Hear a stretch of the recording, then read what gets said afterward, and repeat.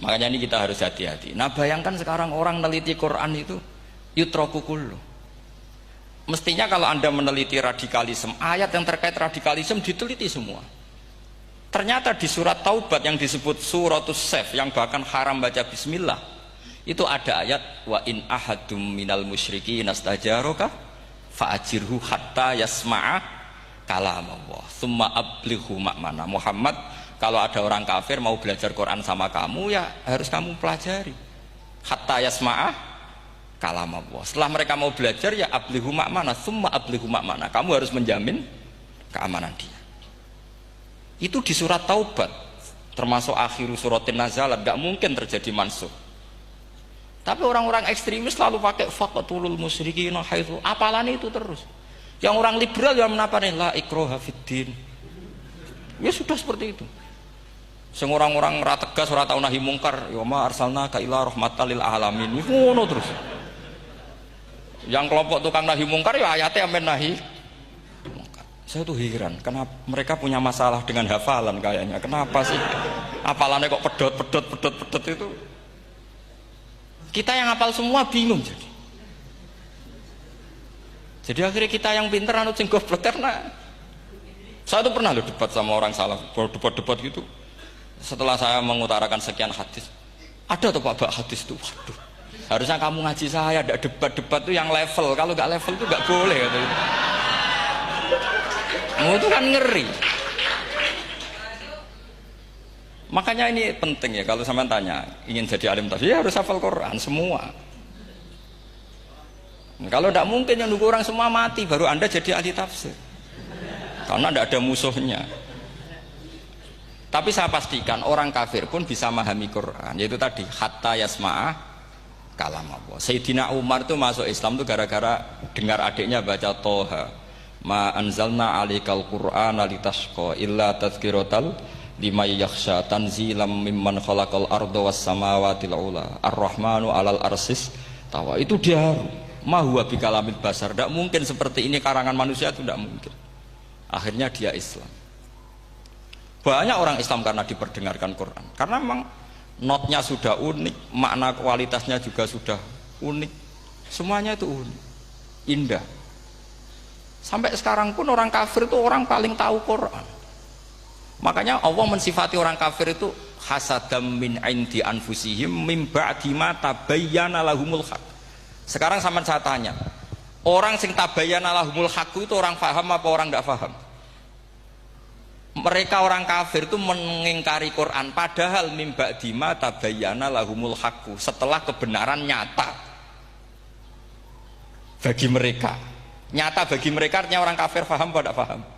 Paham. Cuma mereka punya penyakit hasadam min indian.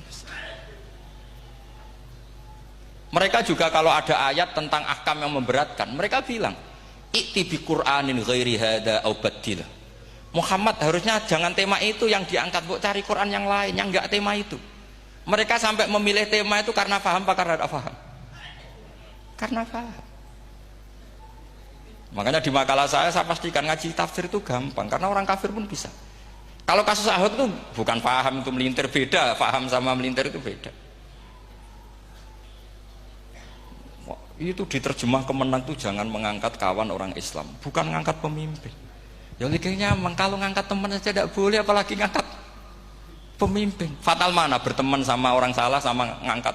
Saman kancanan maling itu apik nak menawa nang andani. Terus ngangkat, maling ke pimpinanku." Parah mana? Parah mana?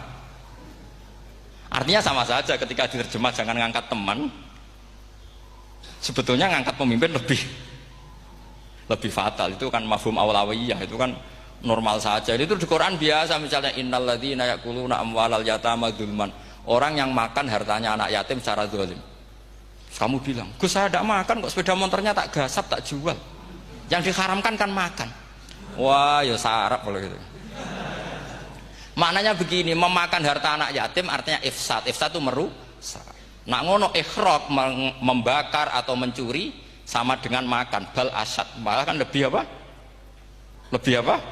Dasar. Jadi yakuluna di situ tuh ba'dul amsilah, sebagian contoh min wujuhil ifsad atau min wujuhil ihlak. Jangan kok karena ayatnya makan, oh yang haram tuh makan, kalau nyuri gak apa-apa. Waya fata. Itu kan sama dengan santri geblek ketika ada kiai ini, "Cung, kowe mbek bojomu jogeman naboi." Suatu saat istrinya lapor lagi, "Pak Yai sekarang ndak naboi tapi nyadui." Karena naboi itu pakai tangan. Pertama dilaporkan kiainya, "Pak Yai, suami saya itu sering memukulin saya pakai tangan gini. Cung, jogeman naboi bojomu."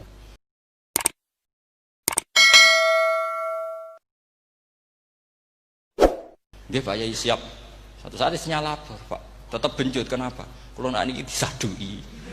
Mergo pikirane sing haram nabok, nak nyaduk halal.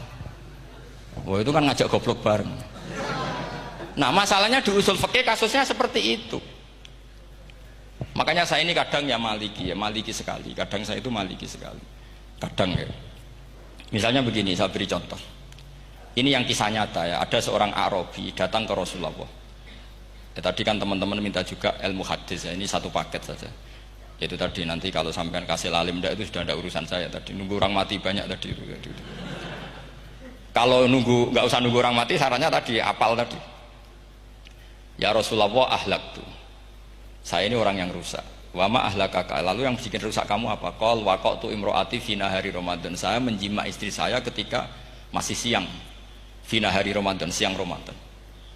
Walhasil Nabi tidak menyuruh hanya kodok, tapi menyuruh kafaroh. Kafarohnya itu merdekakan budak atau memberi makan 60 orang miskin atau puasa berapa?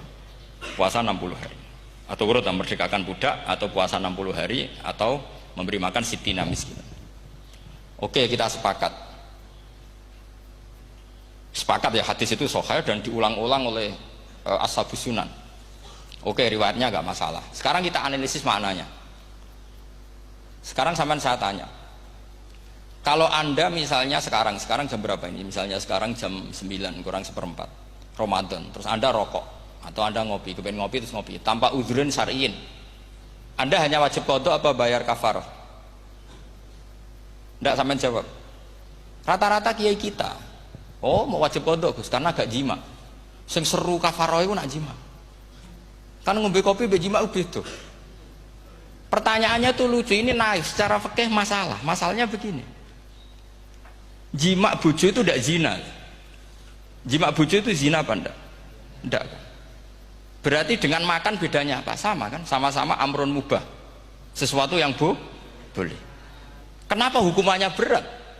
Makanya kata Imam Malik, enggak itu nilainya adalah hadku hurmati Ramadan bi ghairi udhrin syar'iyyin. Makanya kata Imam Malik, siapapun yang makan fina hari Ramadan, iftar apapun fina hari Ramadan bi ghairi udhrin syar'iyyin, maka hukumnya sama dengan jima fina hari Ramadan. Karena sama-sama ihlak ifsad hurmata Ramadan bi ghairi udhrin syar'iyyin. Dan ini ilmiah. Kamu udah harus cocok, tapi otak kamu harus percaya. Loh iya kan beda kan? Saya secara nafsu tidak cocok, cek berarti. Tapi ilmiah saya setuju. Kalau kiai ngandani itu kan pasti pakai badul amsilah, kan nggak mungkin semua contoh disebut. Cong penak melaku-melaku jogeman delok wedok iku mari setan. Mboten delok Mbah, nyekel lho malah parah to. Ndak bisa. Makanya ini masalahnya lafat. Ini kembali ke Imam Syafi'i bilisanin Arabiyyim mubin.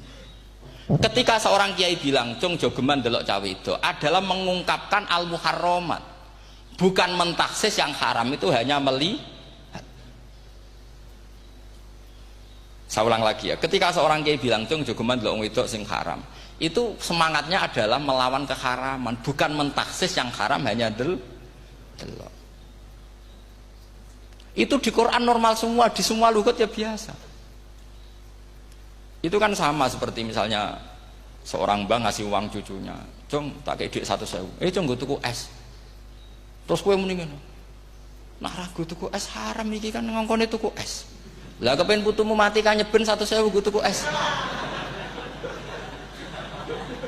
Ya mulai dulu istilahnya nak mbah ngekek ibu tuh cung 100.000 gue tuku es, cara wong kuno. Nah, maksudnya gue pokoknya umumnya cah cilik senane es cuma nyebut. Ya sudah seperti itu. Sama seperti Quran menghentikan begini. Ini memang salate yang fikih dulu, yang pokok-pokok. Di antara yang enggak boleh dikawin adalah wa antasma'u bainal ukhtaini illa ma qad salah. Kamu tidak boleh menikahi Sri dan Zainab, kakak beradik. Sudah sepakat nggih? Fi nikahin wahid enggak boleh al jam'u bainal ukhtain. Jadi mbaknya kamu kawin, adiknya kamu kawin fi nikahin wahid. Tapi nak ngeduni boleh, berarti kan dengan waktu yang berbeda. Quran hanya menyebut itu. Kemudian Rasulullah zaman Sugeng itu hanya nambahi wala binal mar'ati wa ammatiha wala binal mar'ati wa kholatiha. Juga agak boleh menikahi ponaan plus buliknya. Baik bulik dari bapak yaitu ammah maupun bulik dari ibu disebut apa? Kholah. Kemudian ulama fikih merasa ada yang kurang, ditambahi lagi. Dua perempuan yang andekan yang satu itu lelaki kok haram nikah, berarti haram jam'u fi nikahin wahid. Misalnya cucu rabibahnya boleh enggak? Enggak boleh kan? Berarti kalau sampai mengumpulkan cucu dan mbahnya fi nikahin wahid juga enggak boleh. Tapi orang yang waras itu tidak akan nyalahkan Quran ketika tidak lengkap. Wa antasma'u bainal ukhtain ila ma qad sal. Ini tidak lengkap. Yang haram kan tidak hanya jam'u bainal ukhtain, termasuk mengumpulkan cucu dan mbahnya. Karena Quran enggak mau dengan logika tidak waras itu tidak mau. Taruh saja orang itu rata-rata mbahnya kan umur 70 tahun, cucunya umur 17 tahun. Kebayang nggak kamu nikahi sehingga adik kan boleh bareng, mesti kamu milih bareng. Makanya Quran hanya bakas wa antasma'u final ukhtain, karena yang mungkin masih menggugah selera itu dua. Tapi kalau cucu sama mbahnya itu kalau ada yang masih selera kan ya sarap tuh. Tapi fikih sebagai kaidah tetap menerangkan termasuk yang haram jam'u adalah bainal mar'ati wajad dadi. Paham juga maksudnya? Artinya ketika menyebut itu tidak jaminan merangkum semua hukum, tapi ba'dul amsilah. Fa'innal akila yaktafiya bi isyaratil ba'di. Karena orang kalau punya akal diisyarai sebagian sudah paham. Ini penting kalau aturakan. Jadi ini penting. Nah bayangkan sekarang banyak gerakan-gerakan ahli Quran katanya tapi nggak memahami ilmu usul fikih. Quran ra ono ya wis. Nang Quran ra ono cerita harame asu, nak ngono asu ya halal.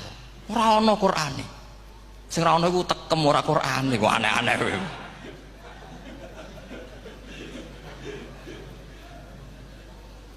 Itu kan sama terus sampean misalnya tadi jam 09.00 Ramadan tambah uzurin syariyin terus mangan mie rokokan, itu kan melecehkan Ramadan biguri uzurin syariyin, karena melecehkan hurmata Ramadan kena sanksi separah itu.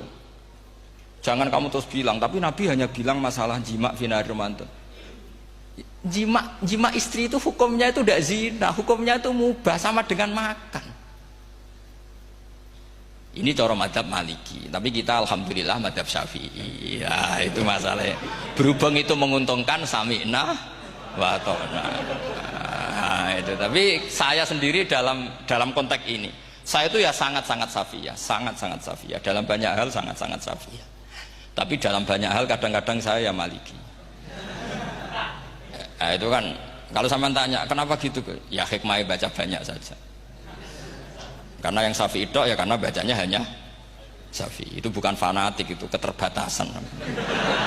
Jadi itu beda, itu namanya tidak fanatik, itu keterbatasan. Itu beda sekali. Jadi kita harus ngaji yang banyak.